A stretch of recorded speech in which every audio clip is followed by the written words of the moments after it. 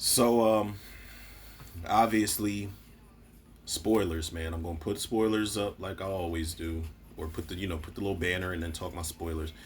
But I feel like I got to start from the bottom here. Like I got to start from the end, and then just work my way up with how I feel about certain things from the beginning, the middle, whatever. But I got to talk about the end of this episode, man, because this shit is bothering me, man. So we all know Tiff killed Nuck. First of all, we all know you got to say it like Zay in the voice note. He's like, "Nuck killed Rob. I watched him do it." He like motherfucker sound like the hood bitch ass Darth Vader in that voice note. So we know Nuck killed Rob. We saw that. We know Nuck killed Duda. But when Tiff found out Nuck killed Rob, she killed Nuck. Two shots to the dome. You out of there, dog. Her and Trig buried him in the backyard of Alicia's house, which is now her house, and Little Rob, and Trig is her head of security and shit now. We all know that. So Detective Toussaint has been snooping around, and Tiff is like, "I'm not talking to you without a lawyer." She's like, "Well, I suggest you get one because I'm coming back." So eventually, Bakari is the one that kind of led Toussaint to her because Bakari's not trying to take the fall for it. He was like, "Yo, I didn't kill him. Somebody took him out. Why don't you ask this girl?" So Bakari's basically dry snitching on Tiff because he doesn't want to take the fall for it. And Toussaint basically, towards the end of the episode, gets a warrant for her arrest. And she's like, "I have reason to believe that he killed my informant." So she gives the baby to Trig, and she's like, "Yo, call my lawyer, call my mom." And Trig is just like, "I did it," and I'm like I'm literally talking to the TV like, "Trig, what the you my favorite character since season 3, but you just keep doing the stupidest fucking shit." So he takes the fall for Tiff, and he's like, he's telling Fatima, when Fatima comes to see him in jail, he's like, "Yeah, Tiff's got a kid, man." It's like, dog, like come on, man, you don't belong in there. And it takes me back to like season 4 or season 5 or so, when he told Jake, he's like, "Man, I'm old news. You're the future of this family." But it's like Trig has so much to go on, and I don't want to see his character go out like that. So Trig and Jake, or Jake and Reg, they're talking, and he's like, Jake is like, "Yo, you got to do something, man. You owe me." And there's a really good scene where there's all these flashbacks from Jake and Reg in season 1 and season 2. And you can see it all on Reg's face. He doesn't want to do it, but he realizes he does owe his brother. So he goes to see Trig, and he's like, "Listen, you gonna let me take the fall for this shit?" And Trig is like, "No, like, you're not doing that." He's like, "Yes, yes, I am. I owe y'all that." And he goes to Detective Toussaint. He's like, "Yo, I killed Nuck. Like, my brother, let my brother go."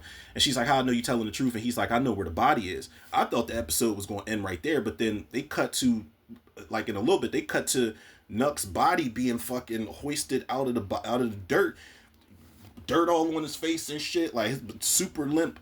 And Toussaint cuffs Reg, and he takes the fall for the murder. And I'm just like justice for Reg. I don't want to see him go out like that, man. I never thought say justice for Reg, but I don't want to see his character take the fall for this. My theory: somebody got to give that voice note to Toussaint, man.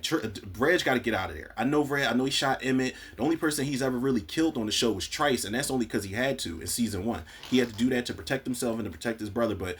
Like, come on, man. Like, when Reg finally starts to peel back layers and he becomes a more developed character, with some emotion, then y'all just snatch him away, and now he's taking the fall for the.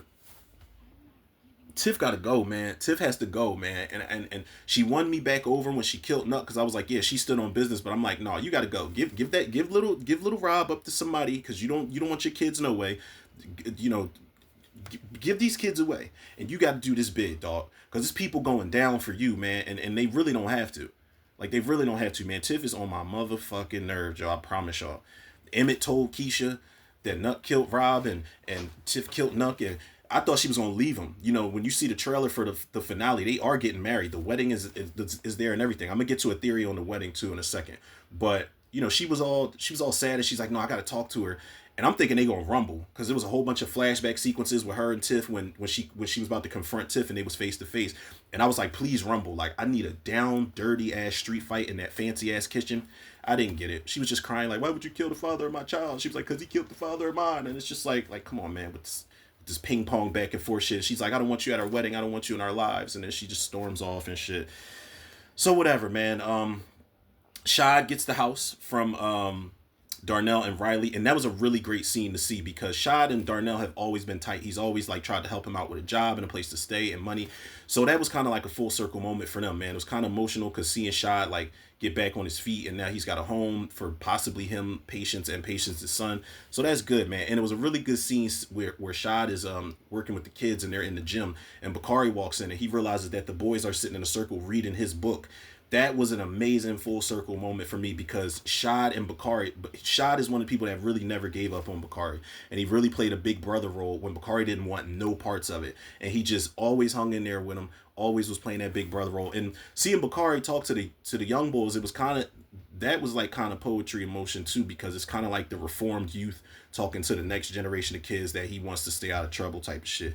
And they really liked his book. So that was cool to see.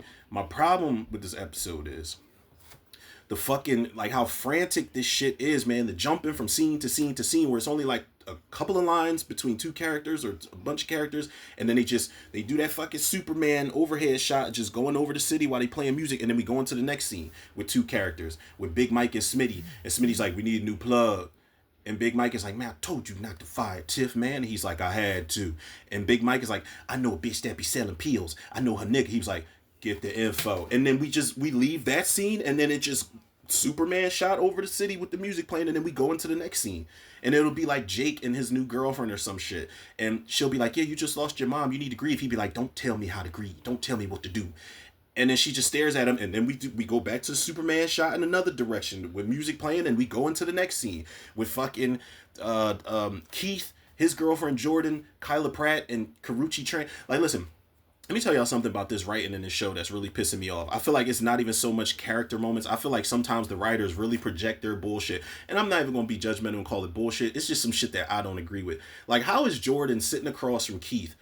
You know, he's outnumbered, and I love Keith's scene. This is the best scene that Jackie Long has had in the series for me because he was outnumbered. It's his girl and two other women, and he was still standing on business. Like, he was standing 10 toes down on his opinion of how he felt about the shit they were saying and the shit he was saying. And I love that scene for him, but I don't like the scene altogether because why would his girlfriend say, like, that's embarrassing to say in front of two other chicks. Like, why would she say in front of her nigga, you know, why do niggas always get mad when they women want to fuck somebody else? And he's like, because that's our job. Like, what? Bro, she's for the streets. That's not your woman at that point. You gotta let her go. You gotta leave her at the table with them fast ass friends that she talking to. And I get it, you know, Karuchi's like, yeah, I believe everybody should be poly, and it's like, oh, Jesus Christ, man, like, what is believe in what you want to believe in, but goddamn, the forcing of the fucking yo, man, I it's so annoying. Like, some of the writing just, it absolutely pisses me off in this show. And I do feel like it is a projection at times, man. I could be wrong. Man, but I'm a black man at the end of the day with certain standards and certain morals. So yeah, certain things bother me. I'm not gonna go bitching and moaning and, you know, protesting with signs outside of fucking Showtime about it or Paramount Plus. I'm not gonna do that. I'm just telling y'all what irritates me with this writing, man. I feel like it's so much writing that just beating men into the ground with the opinionated shit, man. I just don't like it. And if that's the case, then make it be balanced. Like, Jesus Christ, man. Have y'all not learned anything from the show Insecure? My goodness, man. And I don't think that was a really perfect example, but I think it's a better example when you talk about, like, kind of balancing things out. I know Insecure is more geared towards the women, but it is a good balance where it's like, oh, you see it from both sides. So I appreciate that. Let me make a prediction real quick before I run out of time, because I'm rambling on. And I know it's a bunch of shit I missed for this episode, but, you know, if you look at the trailer for the season finale, you see everybody's at the wedding. And then at some point you see Shad do this, and I don't know if Shad is being Inspector Gadget again and asking a whole bunch of questions, but I feel like Rafi, if we do see Rafi, he about to air that wedding. Him and his goons about to spray that wedding the fuck up. I'm getting vibes of New Jack City. Everybody thinks Menace to Society. Everybody thinks Boys in the Hood. They've been doing nods to everything. They were watching Dead Presidents at one point in time. I love the nods to black cinema, but I think I'm thinking New Jack City, where that wedding might get aired the fuck out. I don't know. Maybe the wedding is in the beginning of the episode, and I don't know who's gonna get hit. Because if he's coming just to air out Bakari, or I don't know, maybe he'll say shoot every motherfucker out there like they did on Menace to Society. I don't know, people, but it's gonna get real. We got one episode left. It's very messy. It's very crammed, but I'm here for it, man. I've been here since day one, so I'm gonna rock out with the last episode and the rest of the series, and we'll see what happens, man.